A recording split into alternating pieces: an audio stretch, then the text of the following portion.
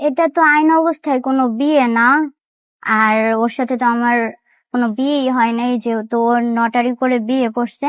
তার জন্য আমি আমার বাচ্চাকে নিয়ে আমি আমার ফ্যামিলি, আমার মা বাবার কাছে থাকতে চাই। টিকটক লাইভ সামাজিক মাধ্যমের বিতর্ক আর ব্যক্তিগত জীবন নিয়ে আলোচনার কেন্দ্রবিন্দুতে আলোচিত ১৩ বছর বয়সী সন্তানের মা অনামিকা আক্তার জুঁই। এবার সেই আলোচিত জুঁইকে দেখা গেল সম্পূর্ণ ভিন্ন রূপে। বোরখা পরে ইসলামের পথে চলার কথা জানিয়ে তিনি দাবি করছেন টিকটক নয়, বরং নতুন জীবন শুরু করতে চান তিনি। তবে সেই পথেও নাকি পিছু ছাড়ছে না পুরনো আতঙ্ক।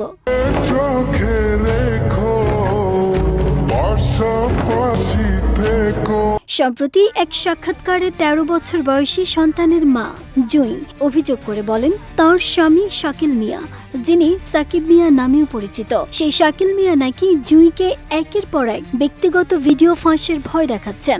জুঁইয়ের দাবি, শাকিল মিয়ার কাছে নাকি জুঁইয়ের ব্যক্তিগত মুহূর্তের ভিডিও ও ছবি আছে, আর সেটি তিনি পাবলিকের কাছে ছেড়ে দিবেন বলেও হুমকি দিচ্ছেন।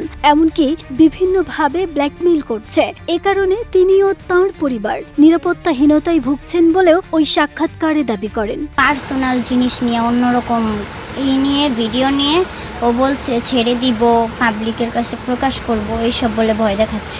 জুঁই আরো বলেন, আমি খুব ভয়ে আছি, আমাকে ব্যক্তিগত ভিডিও ফাঁসের ভয় দেখানো হচ্ছে, আমি খুব আতঙ্কে আছি। আসলে আমার তো শাকিল মিয়ার সাথে আইনগতভাবে কোনো বিয়েই হয়নি। জজ সাহেবও বলেছেন যে আমাদের আইনগত কোনো বিয়ে হয়নি। জুঁই বলেন, অতীতের ভুল থেকে শিক্ষা নিয়ে তিনি এখন ধর্মীয় অনুশাসন মেনে জীবনযাপন করতে চান। তবে ব্যক্তিগত ভিডিও প্রকাশের আশঙ্কা তাকে মানসিকভাবে বিপর্যস্ত করে তুলেছে বলে দাবি করেন তিনি। এটা তো আইন অবস্থায় কোনো বিয়ে না, আর ওর সাথে তো আমার কোনো বিয়েই হয় নাই। টিকটককে কেন্দ্র করে জুঁই ও তাঁর পারিবারিক জীবন নিয়ে সামাজিক মাধ্যমে ব্যাপক আলোচনা তৈরি হয়েছিল। স্বামী স্ত্রীর দ্বন্দ্ব, সন্তানকে ঘিরে বিরোধ এবং একাধিক ভিডিও ভাইরাল হওয়ার ঘটনায় বিষয়টি দেশজুড়ে আলোচনায় আসে।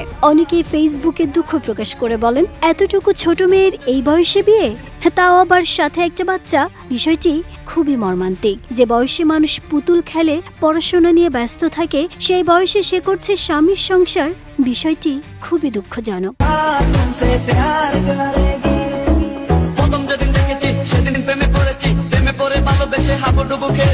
নাহিদা, স্মৃতি, দেশ রূপান্তর।